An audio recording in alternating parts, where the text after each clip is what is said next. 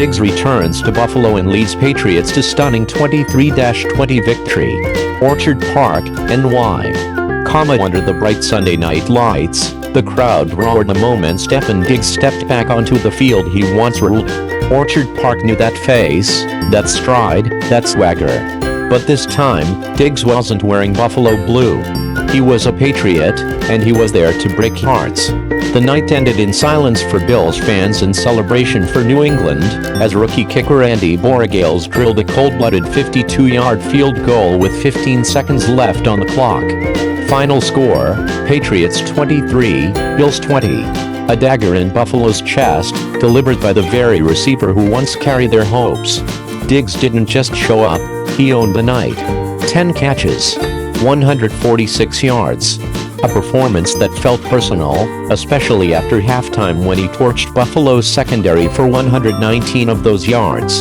Every time the ball found his hands, the stadium felt that mix of awe and sting, admiration from those who once cheered him, frustration from those who wished he never left. The chemistry between Diggs and young quarterback Drake Maye looked effortless.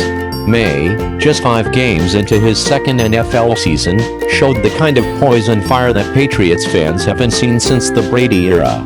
He went 22 for 30 for 273 yards, playing nearly flawless football in the second half, connecting with Diggs on crucial third downs and threading throws through tight coverage. On the ground, Rhamondre Stevenson bulldozed his way to 2 touchdowns, running with purpose and patience. His 4-yard score in the third quarter gave New England the edge, and his 7-yarder early in the fourth kept the Bills chasing. The Patriots looked like a team rediscovering its identity, physical, disciplined, and hungry. For the first time in years, New England has back-to-back wins and a winning record through 5 weeks. They're not just hanging around in the AFC East, they're right in the thick of it, just 1 game behind the division-leading Bills. Meanwhile, Buffalo looked out of rhythm, out of sync, and at times, out of patience. The team that once prided itself on precision football fell apart under its own weight. Josh Allen, the reigning MVP, put up decent numbers, 22 completions on 31 attempts for 253 yards and 2 touchdowns, but his turnovers were brutal. A muffed handoff ended the opening drive. A costly interception killed a comeback chance in the third quarter. And when rookie receiver Keon Coleman fumbled deep in Bills territory, the air was sucked right out of Highmark Stadium. Allen didn't mince words afterward. He called it sloppy football, and he was right. 3 turnovers, 11 penalties, 90 yards lost to mental mistakes, the kind of undisciplined play that doesn't win in this league. Buffalo's 14-game home winning streak ended with a thud, 1 short of tying the franchise record. The last time the Bills lost here was almost 2 years ago, a nail-biter against Denver. But this one felt different. This one felt like a wake-up call. Head coach Sean McDermott was visibly frustrated. The Bills never found their rhythm on offense, and every promising drive seemed to stall under a flag or a fumble. The defense bent at the worst times, unable to stop Maye on key downs.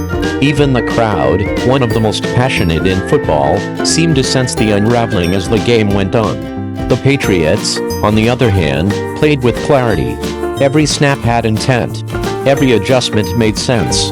Head coach Mike Vrabel, in his first year at the helm, has infused the team with grit and simplicity, win the line of scrimmage, protect the football, and make the big plays when they matter. Maye's best throw of the night wasn't a deep bomb or a highlight reel fade.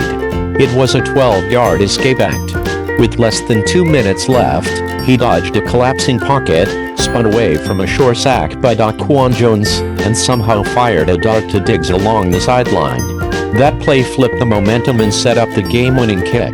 As the ball sailed through the uprights, Diggs looked toward the stands where he once celebrated touchdowns in blue and white. This time, he just nodded.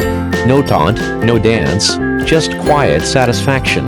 He had nothing to prove, but everything to show. For Patriots fans, this game might mark the true beginning of the Drake Maye era. He's no longer just the young guy learning the ropes.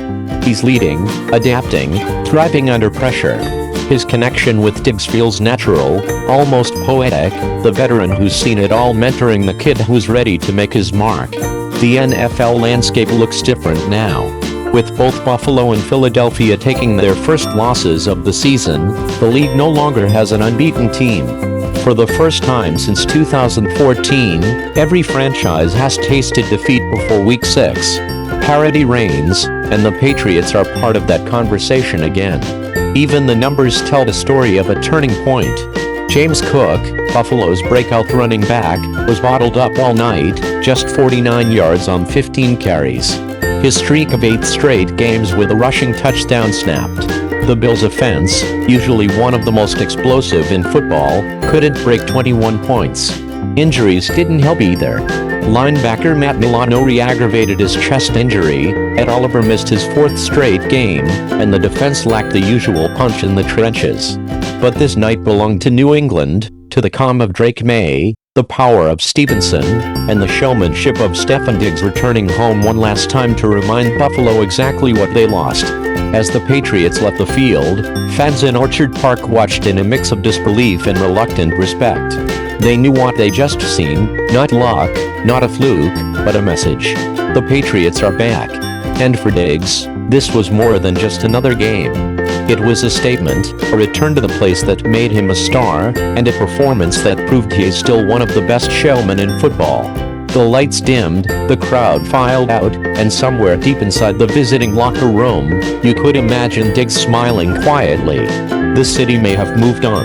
But on this night, he reminded everyone why Buffalo once belonged to him.